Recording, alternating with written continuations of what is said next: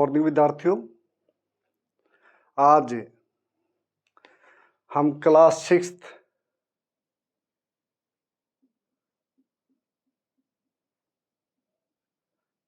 Chapter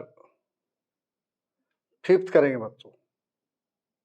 ठीक है, chapter 5 ये करेंगे, kingdom, Kings and early Republic.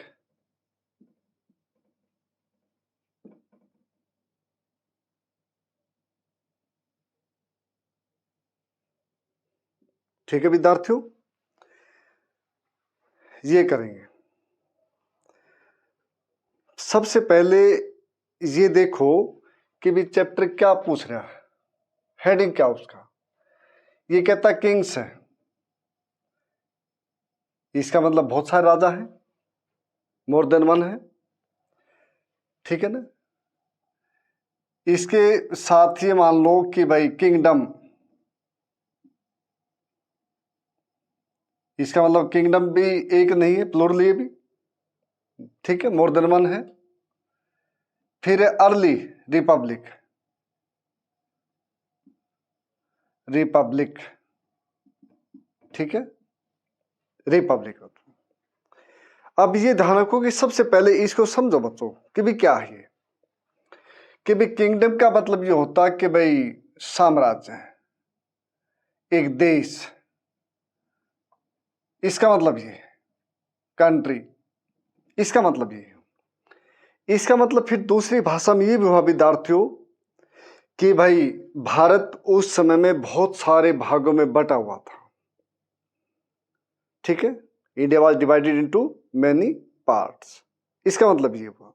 ठीक है, अब किंग्स है तो जो राजा थे ये कंट्री थे जो ये कंट्री और कंट्रीज, इसका मतलब ये हुआ कि भाई जो ये कंट्रीज थे तो इसके किंग्स भी अलग अलग थे, ये हुआ। अब ये जो दोनों बातें करते ये कहते कि मोनार्की, ये कहते बेटा मोनार्की। अब ये रिपब्लिक का मतलब ये है कि नहीं, distribution of power, distribution of power, इसका मतलब elected, elected state means republic. जैसे India is a republic nation है ना, India is a democratic country और India is a republic country. ठीक है बच्चों, कि जो राष्ट्र अध्यक्ष हेड ऑफ द स्टेट ही इज डायरेक्टली और indirectly elected by the people, जैसे प्रेसिडेंट। ठीक है, उसके बाद डेमोक्रेटिक सिस्टम का मतलब ये होता है कि जो जनता के द्वारा जो बॉडी, जो एमएलए या एमपीज जो इलेक्ट किए गए वो है। तो जो इस प्रकार का जो सिस्टम था बच्चों रिपब्लिक, इसमें ही ये है। ठीक है, अब आपने जो इससे 4th चैप्टर पढ़ा था वो था बच्चों ऋग्वेद तक, ऋग्वेद यहां तक था, ऋग्वेद तक। ऋग्वेद का जो पीरियड था कि 1500 से लेकर के 1000 BC ये था। अब इसके बाद आता लेटर वैदिक,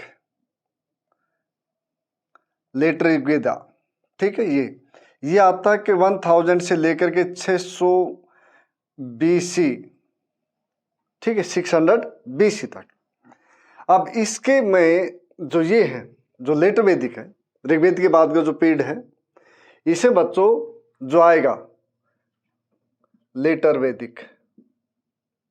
ऋग्वेद के बाद के पीरियड को बोलते बच्चों कि Samaveda, Yajurveda,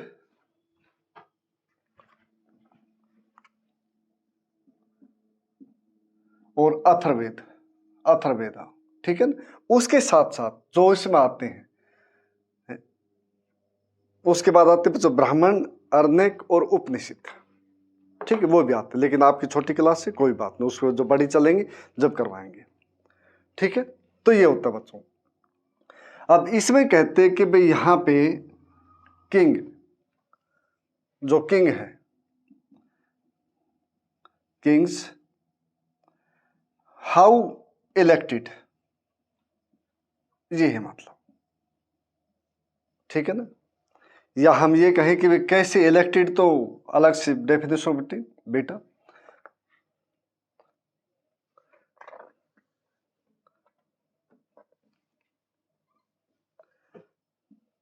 how they became, कैसे राजा बने, ठीक है।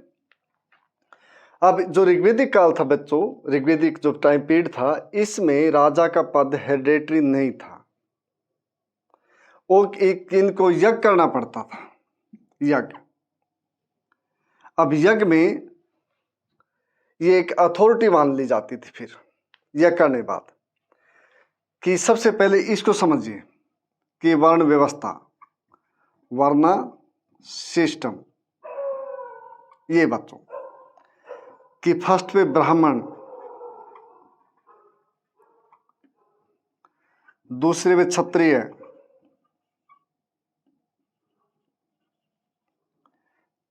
थर्ड पे वैश्य,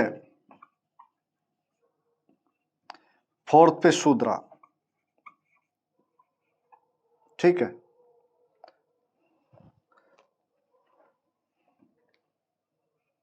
शूद्रा बच्चों, ये 4 वर्ण थे।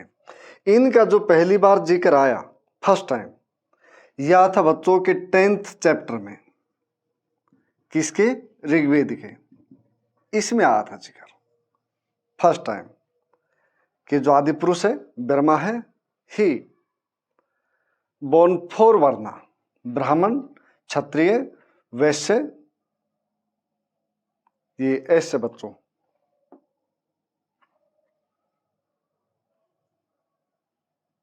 वैश्य, शूद्र, कि ये कहते कि ये जो इनका जन्म हुआ ब्रह्मा के मुख से हुआ है, ये कहते हैं, ठीक है ना, जो आइडियोलॉजी उसमें।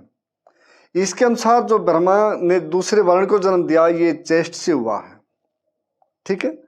तीसरे वर्ण को स्टमक के या थाई से, वहां से हुआ है। इसको जो जन्म दिया वो लेग से हुआ, इस पर एक कंसेप्ट है वहां पे। अब इनके कार्य थे, ड्यूटीज ऑफ दीज वर्णा, इसका काम है कि भाई शिक्षा को लेना, एजुकेशन देना और लेना, दोनों काम है इसके, ठीक है ना, गिव एंड टेक एजुकेशन। उसके बाद यज्ञ है, यज्ञ करना, इसके काम है।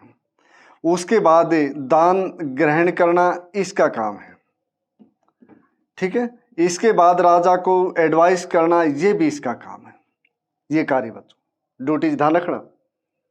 तो ये इनका काम बच्चों इस प्रकार कि जो ब्राह्मण है शिक्षा देगा और लेगा, यज्ञ करेगा, दान ग्रहण करेगा और सलाह देगा राजा को, ये काम है। क्षत्रिय ये कि राजा बनेगा, to be a king, to protect the country, ठीक है ना, ये। और उसके साथ साथ ये दान देगा और शिक्षा भी ये ग्रहण करेगा, एजुकेशन, ठीक है। वैसे है ये ट्रेड करेगा, ठीक है ना, ये पशुपालन वो भी करेगा ये। और उसके साथ साथ बच्चों ये आदमी टैक्स देगा, सबसे बड़ी जो काम था इसका ये था कि टैक्स देगा ये आदमी, ठीक है। जो थर्ड वर्ण है, इसका मतलब ये कि जो तीनों वर्ण है ऊपर के, ठीक है ना, 3 वर्ण है, जो 3 वर्णा की सेवा करेगा, सर्विस ये करेगा।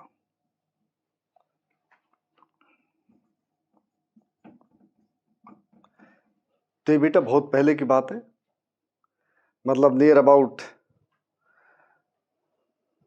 3000 ईयर्स अगो ये था, क्योंकि उस समय society was in the first phase.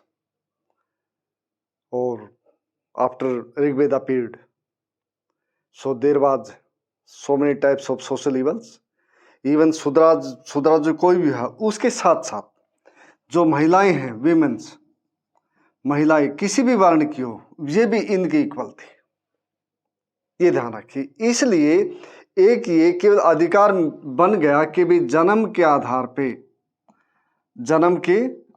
पे आदमी के जो काम है वो फिक्स हो गए, जबकि before this period there was no so, मतलब इस प्रकार जो रिस्ट्रिक्शन थी वो नहीं थी। लेकिन after the Rigvedic period there were so types of restriction, nobody can change the profession, only birth was the sole cause to be a work, और जो भी हम कहें उसको वही काम करना है, ठीक है, प्रोफेशन में। ये जाति आधार बन गई बच्चों। अब जाति ये है कि एक में जिसमें जन्म हो गया, बर्थ हो गया, till death nobody can change his or her caste. We can change our religion but not caste. जबकि this system is with in the religion, that is Hindu religion, लेकिन हम चेंज नहीं कर सकते, ठीक है बच्चों। तो ये ध्यान रही बात। अब ये बात आई थी कि इसके अनुसार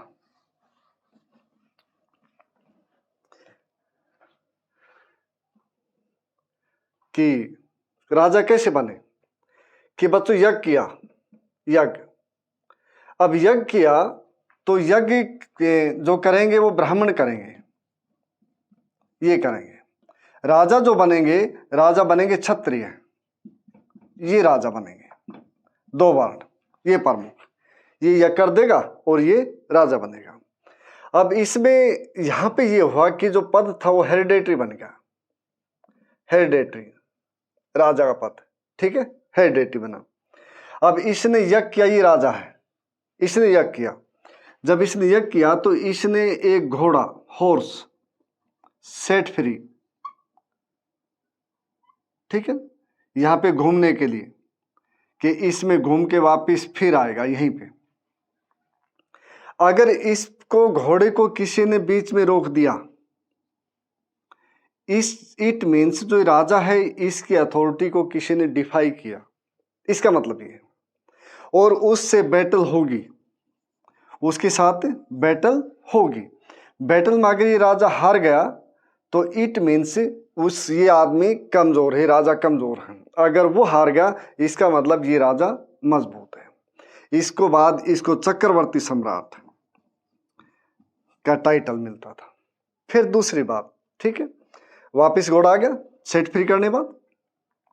अब यहां पे एक तो रानियां और राज परिवार के जो सदस्य हैं, राज परिवार के मेंबर, सदस्य,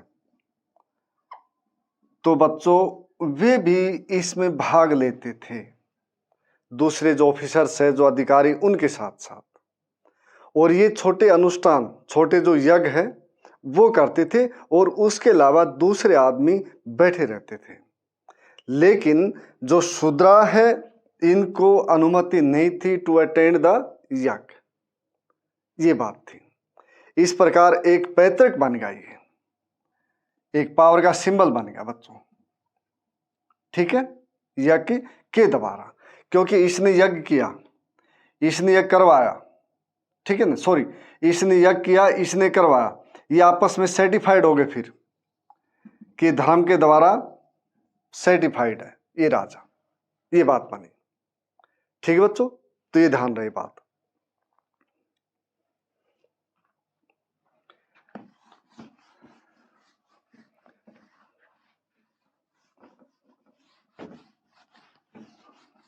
इसके बच्चों जो ड्यूटीज हैं, जो वर्ण के अनुसार, इनको अच्छी तरह याद करना, ठीक है, इनको अच्छी तरह याद करना।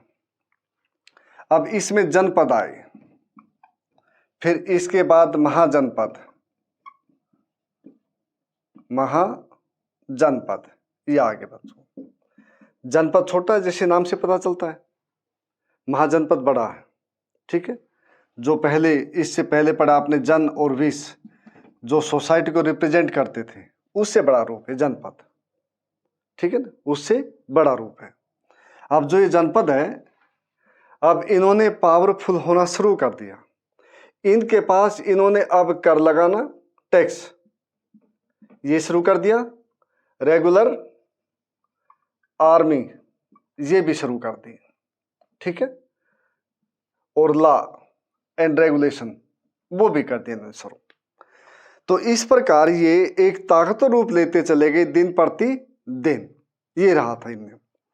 ठीक है, और इन्होंने जैसे ये छोटा रूप ये बड़ा रूप है, अब इन्होंने जो सिक्के थे सिक्के भी ढालने शुरू कर दिए बच्चों।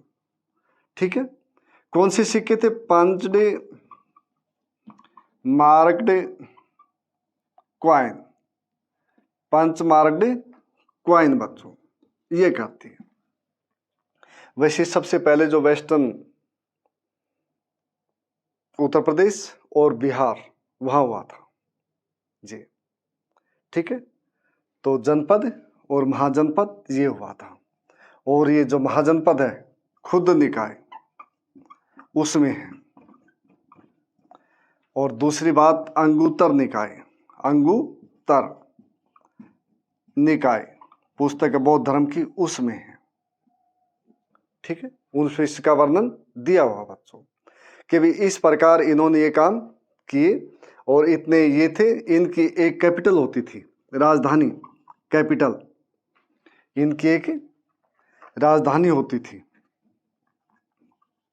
और राजधानी हुई तो ये फोर्टिफाइड कर दी इनने, फोर्टिफाइड कि उसको ईंट और पत्थर है चुना है उससे एक अच्छी तरह वो करके फिर वो कर दिया। ठीक है, ताकि दूसरा आदमी इस पे ऊपर इन्वेड नहीं कर सके। ये किया बच्चों इन्होंने। ठीक है बच्चों,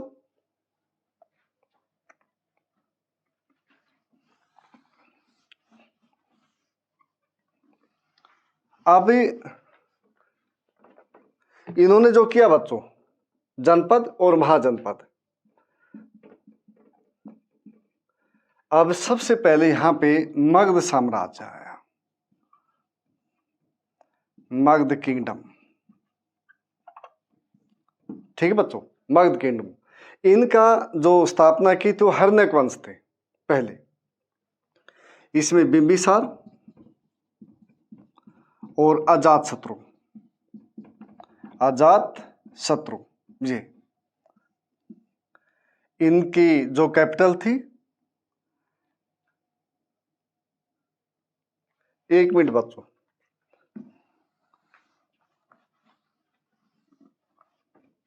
मगध ठीक है, लेकिन वो बाद में बताऊंगा। मगध ये कौन सी नदी पे है? सोन नदी पे। ठीक है, अब सोन नदी का इनको क्या फायदा पहुंचा कि एक तो यातायात, ट्रांसपोर्ट सिस्टम इन नदी कारण मिला इसको। दूसरी बात इसको लकड़ी मिली। तीसरी बात इसको वाटर है वो मिल गया। अगली बात यहाँ पे आयरन ओर थी। उसके बाद यहाँ पे एलिफेंट थे।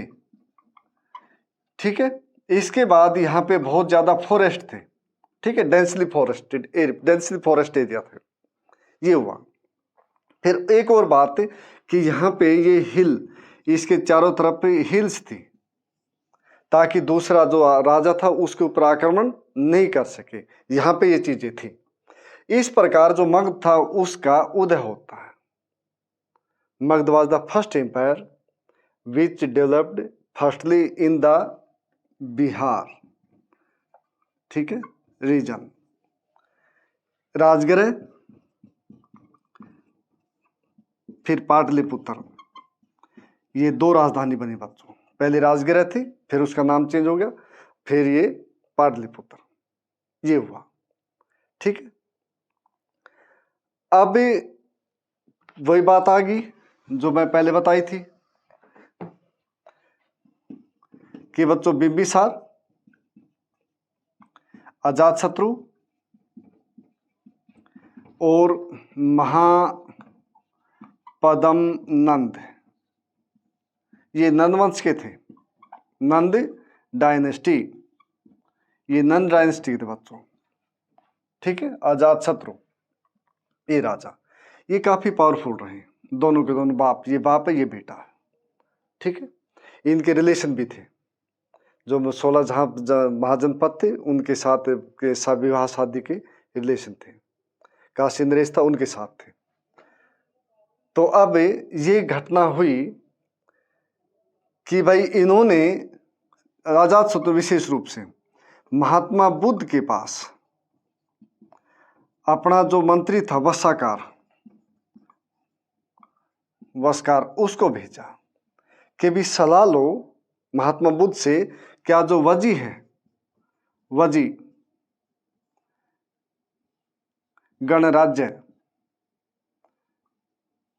क्या हम उसके ऊपर आक्रमण कर दें, क्या उसके ऊपर हम धावा बोल दें, इन्वेजन कर दें। ये बात हुई। तो महात्मा बुद्ध ने कहा, जो इस आदमी भेजा अजातशत्रु ने, उनने कहा क्या वे सभी प्यार प्रेम से रहते हैं, जो पसंद हुए आपस में? क्या ये बड़ों का सम्मान करते हैं, रिस्पेक्ट टू द एल्डर, ठीक है ना? क्या उनकी जो मीटिंग है वो समय पे होती है? इस प्रकार के प्रश्न पूछे। इनने कहा होती है, नहीं, फिर उनको कोई नहीं हरा सकता, नोबडी कैन डिफीट हिम, ठीक है ना, दैट एम्पायर। तो बच्चों जो वजी था ना, ये गणतंत्र था, इसमें कई राजा थे, ठीक है, ध्यान रखना, कई राजा थे, एक राजा नहीं, कई, मतलब राजा कहें या हम हेड कहें, एक बात है, ये ध्यान रखना। इनकी मीटिंग होती थी समय के अनुसार, उसमें डिस्कशन होता था, डिस्कशन, और जो भी डिसीजन होता उसको फिर एनोनिमसली पास किया जाता था, जो भी रिजल्ट होता, ठीक है। तो ये था गणराज्य, गणतंत्र, वजी था जो, ये था बच्चों, ठीक है। अब जो मगध ने सोची थी कि भी महात्मा बुद्ध के पास से वत्साकार को भेजा, मंत्री को, अजातशत्रु ने, उसके बाद ये पाया कि नहीं, ठीक नहीं है, ठीक है। तो ये गणराज्य, ये मोनार्की, राजतंत्र बच्चों, ये फर्क है इसमें, ठीक है। तो बच्चों ये कहा कि भाई अगर वत्साकार के बारे में, इससे जो महात्मा बुद्ध से जो संबंधित बात हुई कि भी अगर ये चीजें हैं, प्यार है, प्रेम है, वजी संघ में प्यार है, प्रेम, बड़ों के प्रति सम्मान है, और महिलाओं, ध्यान की कितनी बड़ी बात कही उस समय में, इक्वालिटी की बात। फिर दूसरी बात सेकुलरिज्म की, ये भी कहा महात्मा बुद्ध ने, अगर वजी दूसरों जो धर्म है उनका मान सम्मान करता है तो फिर उनको हराना बहुत मुश्किल है, ये बात कही। वजी थी, उसकी एक मीटिंग होती थी, इसकी कैपिटल थी वैशाली बच्चों, क्या थी, वैशाली, ये कैपिटल थी। इसके सभी सदस्य होते थे, इनको एक तरह से राजा होते थे अपने आप में, ठीक है ना, चुने हुए सदस्य। और यहाँ पे कुछ जो दास थे या कमकार जो शब्द है, कम्माकार, ये, तो ये इनके मीटिंग में भाग नहीं ले सकते थे, शूद्र भी, दे वर नॉट अलाउड, ठीक है, in the meeting, to attend the meeting, ये हुआ बच्चों, ठीक है। तो इस प्रकार बच्चों जो मगध साम्राज्य है उसका उदय होता है। कहां से हुआ, ये सबसे बड़ी बात सोचने की ये है कि भी पहले जन बना, जन से फिर जनपद में बने, जनपद से फिर महाजनपद बने, महाजनपद ये बने, इस प्रकार प्रोग्रेस होती है, ठीक है। तो यहाँ पे इकोनॉमिक बेस, ये सबसे बड़ी बात, ये ध्यान रखना कि एग्रीकल्चर की फसल थी, जो गेहूं, चावल, जौ, मटर, दाल और फ्रूट्स, जो भी कुछ है सब कुछ उस समय में। फिर गायें, भैंस, बकरी, भेड़,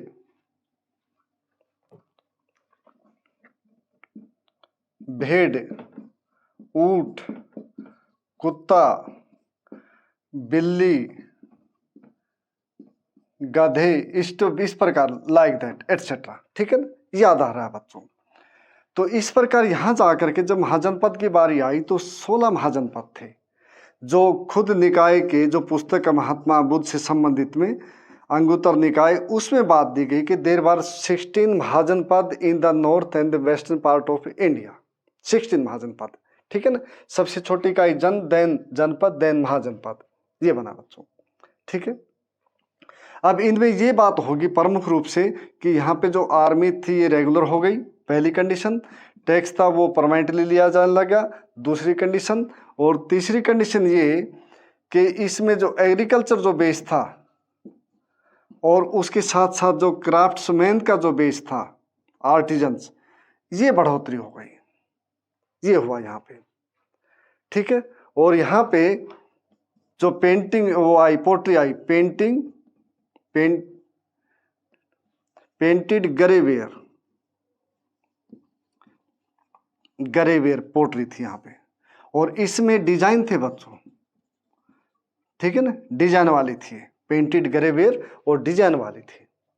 और एक और खास बात है जो यहाँ पे एग्रीकल्चर में तब्दीली हुई, ये ध्यान से सुनिए। एक तो लोहा आ गया बच्चों, फर्स्ट बात, बहुत इंपॉर्टेंट बात है। भारत में कब आया लोहा? 1000 के आसपास, 1000 BC यह आया था। कहाँ पे? जो इसके जो नए शहर आए थे ना, नए शहर आए, उसमें आया। नए शहर कौन से थे? ये ध्यान राखिए, पुरानी दिल्ली और बच्चों अंतरजिखेड़ा। ठीक है, 2 शहर थे पुराने जो बने यहाँ पे। तो 1000 ईस्वी पूर्व के आसपास अंतरे जो जिखेड़ा, उसमें लोहे के अवशेष मिले। ये एटा के पास है ये जगह, उत्तर प्रदेश में। ठीक है ना, यहाँ पे। तो पहला तो लोहा आया। दूसरा जो पैडी थी, इसको रोपाई से लगाने लगे, इसकी बुआई रोपाई करके। ठीक है ना, रोपाई बच्चों ये होता है कि जो उसको पहले जो सीड होते हैं पैडी के, उसको बोया जाता है और वो काफ़ी डेंसली होते हैं, ग्रो करते हैं। देन उसको 1 बाय 1 उखाड़ करके फिर खेत में लगाया जाता है। ठीक है ना, उससे ज़्यादा फसल होती धान की, ये होता है बच्चों। ठीक है, तो ये रहा। जबकि ये मगध साम्राज्य आया, उसके बाद मगध है इसमें। तो मगध जो साम्राज्य आया उसमें बातें हुई ना, कौन सी बातें थी? एक तो यहाँ की जलवायु कैसी थी? एक तरह से चारों तरफ हिल एरिया, ये बात है पहली कंडीशन। दूसरी कंडीशन ये कि यहाँ पे ट्रांसपोर्ट का जो सिस्टम था ना, ट्रांसपोर्ट वो अच्छा था, ट्रांसपोर्ट सिस्टम, क्यों? नदी थी ना, उसके कारण। उसके बाद यहाँ पे वाटर जो फसल के लिए होना चाहिए वो अच्छा था। उसके साथ यहाँ पे फॉरेस्ट, यहाँ पे ये भी अच्छा था। इसके साथ यहाँ पे एलिफेंट जो जंगलों में मिलते हैं, फौज में काम आए। ये जो लकड़ी थी वो भवन बनाने में या बेचने में, उसमें काम आई। जो ट्रांसपोर्ट सिस्टम था वो नदी के कारण वो एक अच्छा रहा, सामान एक स्थान से दूसरे स्थान पे। इसलिए बहुत सारे फैक्टर थे जो इसने मगध को एक बड़ा किया। पहले इसकी जो राजधानी थी वो राजगृह थी, राजगृह। और उसके बाद फिर ये पाटलिपुत्र बन गई, पाटलिपुत्र ये बन गई बच्चों, बिहार में राजधानी इसकी। ठीक है विद्यार्थियों, तो ध्यान रखना कि इकोनॉमिक कंडीशन एक आधार होती है, और इसमें रेगुलर आर्मी हुई, रेगुलर टैक्स लगा, एग्रीकल्चर हुई, क्राफ्ट्समैनशिप हुई, इस प्रकार की बातें हुई। ठीक है, और लोहे के प्रयोग शुरू हो गए। और जो पैडी एग्रीकल्चर थी, जो उसकी सोइंग थी, वो एक नई टेक्नोलॉजी के साथ शुरू हुई, नए सिस्टम के साथ ये शुरू हुई बच्चों। तो बच्चों इसमें जो लास्ट रहेगा पॉइंट वो ये रहा बच्चों कि भाई ग्रीस या हम कहें ग्रीक एक देश है जिसके 2 पार्ट हैं। एक तो स्पार्टा था और दूसरा एथेंस था। एथेंस ये था दूसरा, एथेंस। इसमें मिलिट्री सिस्टम लागू था, और यहाँ पे एक तरह से कॉन्स्टिट्यूशनल या डेमोक्रेटिक सिस्टम, फुल्ली नहीं था, ये ध्यान रखना, नॉट फुल्ली। ठीक है, लिख भी देता हूं, नॉट फुल्ली ये सिस्टम था यहाँ पे। इसमें कंडीशन ये थी कि जो 30 वर्ष के आदमी हो गए, केवल मेल मेंबर, केवल मेल, वे यहाँ के सिटीजन हैं। इसका मतलब ये हुआ कि जितने भी महिलाएं हैं वे नहीं हैं, जितने भी स्लेव हैं वे नहीं हैं, या जो बच गए जो कंडीशन पूरी नहीं करते वो भी they are not the member of a society और सिटीजन ऑफ एथेंस। और इसके साथ साथ जो फॉरेनर है, विदेशी हैं, वो भी इसके मेंबर नहीं हैं। और साल में 40 बार मीटिंग बुलाई जाती थी डिसीजन लेने के लिए। इस प्रकार सरवाइव किया। ये इसलिए उदाहरण दे रखा है बच्चों के जो वजी था पुस्तक में अपने में, जिसकी कैपिटल वैशाली थी, जिसका मतलब संघ या जो सभी नियुक्त जो आदमी थे एक तरह के राजा कहे गए वे, ठीक है, क्योंकि कई एक राजा नहीं था, कईयों को मिला के फिर था, सबका अधिकार एक था, बराबर था, सभी मिल करके फिर फैसला लेते थे, डिसीजन, मीटिंग बुलाई जाती थी यहाँ भी, फिर ये डिसीजन लेते थे, ठीक है ना, फिर ये डिसीजन लेते थे, उसके बाद इम्प्लीमेंट होता था। तो ये एथेंस में ये था, जबकि स्पार्टा मिलिट्री था वो इतना नहीं हो पाया, एथेंस था ये, इस प्रकार हुआ था। तो इसमें बच्चों जो हमने पढ़ा ना, वो बच्चों यज्ञ करना, और किसके बाद 1000 से लेकर के 600 ईस्वी BC तक ये है, ये करना कि राजा कैसे बनेंगे, यज्ञ के द्वारा सर्टिफाइड हो जाएगा। ब्राह्मण, ठीक है, क्षत्रिय, वैश्य और शूद्रा बच्चों, ये 4 वर्ण है, इनकी ड्यूटीज है फिर, ठीक है, इनकी ड्यूटीज है। इसके बाद जन चले, फिर जन से जनपद, और जनपद से महाजनपद, ये चले बच्चों। महाजनपद से फिर मगध साम्राज्य, मगध किंगडम, किस पे था ये, सोन रिवर पे ये था, ठीक है ना। क्या प्रमुख बातें आई कि इसमें एक तो टैक्स प्रणाली सही हुई। अब यहाँ पर भी जो हुआ था मगध इसके बाद कि जो टैक्सिंग सिस्टम आया, ये ध्यान रखिए, 1/6 भाग लेने लग गए, किसका, लैंड प्रोडक्शन का, लैंड रेवेन्यू, ठीक है। और इसको क्या कहा गया बच्चों, भाग कहा गया, इसको क्या कहा गया, भाग कहा गया। उसके बाद जो मजदूर थे, लेबरर थे, उनको 1 दिन या 2 दिन काम करना पड़ता था, उसको बोलते थे बेगार, जो फ्री में काम करेंगे without any remuneration, that is called begar, ये करना पड़ता था, ठीक है, मजदूरों को। इसके साथ जो ट्राइब्स थी, ये जो फॉरेस्ट थे उसमें जो काटते थे पेड़ पूड़, फिर उनसे वो लेना पड़ता टैक्स। इसके साथ फिर जो एनिमल थे रखते थे, इनसे भी टैक्स लेते थे। इसलिए यहाँ पे एक तो टैक्स सिस्टम, एक आर्मी सिस्टम, और एक राजा का जो पद था किंग, ये हेरिडिटी बन गए, और आर्टिजन्स बच्चों। इस प्रकार मगध साम्राज्य उभर के आया और भारत का पहला साम्राज्य बना, ठीक है, ये हुआ था। और इसी के साथ फिर एक घटना और घटी थी इसमें कि यहाँ पे सिकंदर आए थे, सिकंदर आक्रमणकारी। जैसे बता था कि एक तो ये एक महापद्म नंद, ये थे, नंद वंश की स्थापना की थी। इस समय में जो शासक थे वो धनानंद थे बच्चों, धनानंद सिकंदरी समय में।